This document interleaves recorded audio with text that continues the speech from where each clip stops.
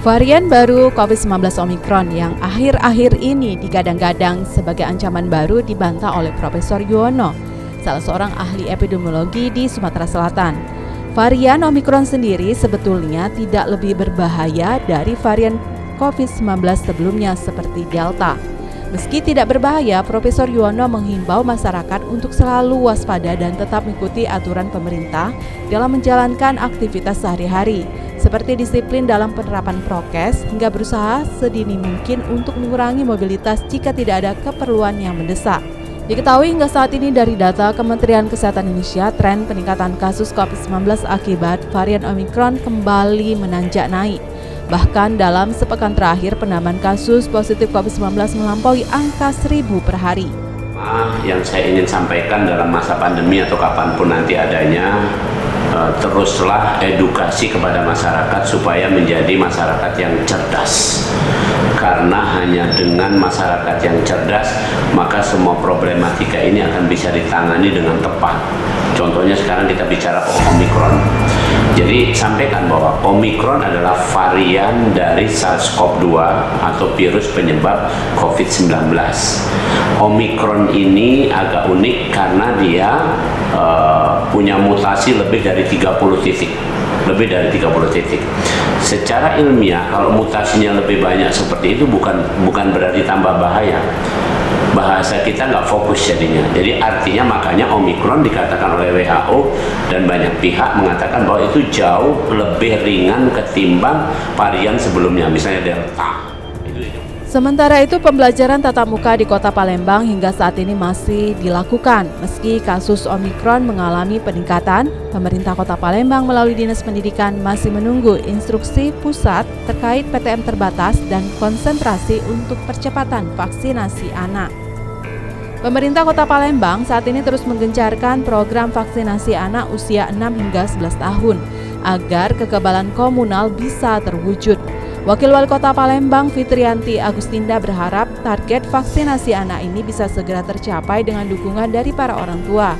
Menurut Fitri, vaksin yang diberikan untuk anak ini telah melalui uji klinis sehingga orang tua tidak perlu merasa khawatir. Percepatan vaksinasi ini dilakukan agar sekolah tatap muka bisa tetap dilaksanakan.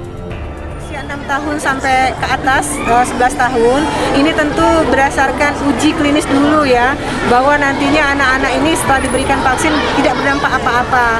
Pelaksanaan vaksin ini sendiri sudah dilaksanakan di DKI, di Jakarta ya, akan tetapi untuk Kota Palembang baru sekarang dan kita belum mendapatkan informasi bahwa pelaksanaan ini ada kendala, dan insya Allah kami sangat berkeyakinan dari uji klinis yang sudah dilaksanakan oleh kementerian, dari pemerintah pusat, bahwa saat ini anak-anak memang sudah bisa dilaksanakan vaksin usia 6 sampai 11 tahun, itu berarti memang betul-betul aman, tidak terjadi hal yang tidak kita inginkan.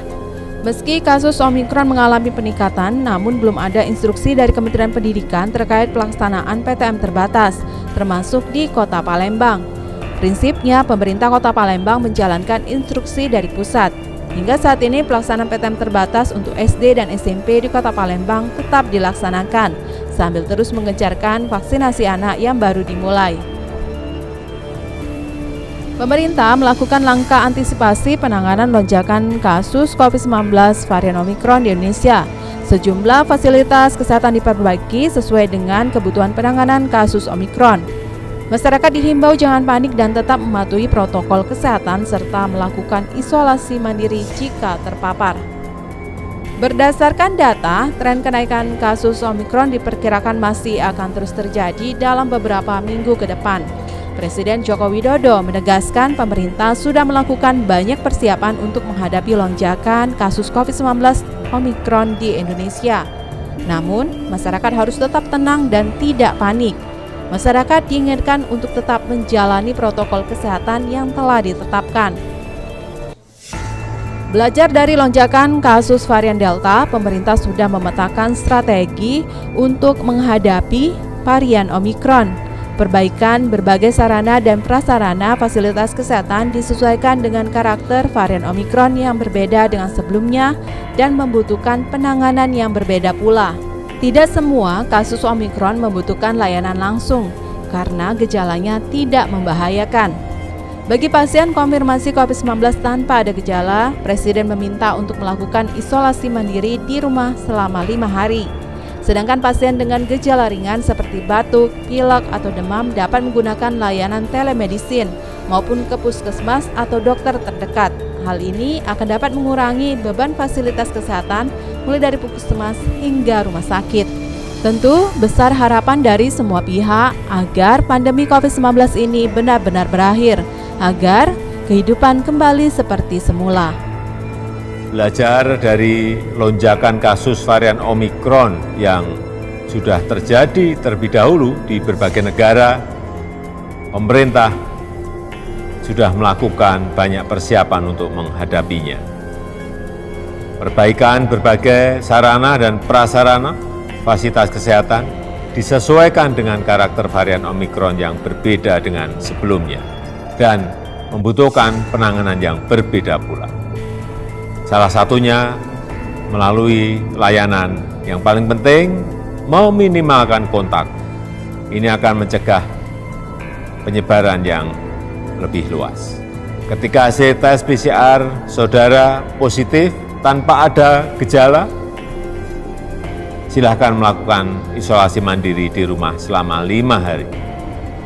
Bila ada gejala batuk, pilek, atau gejala demam, silakan gunakan layanan telemedicine atau ke puskesmas atau ke dokter.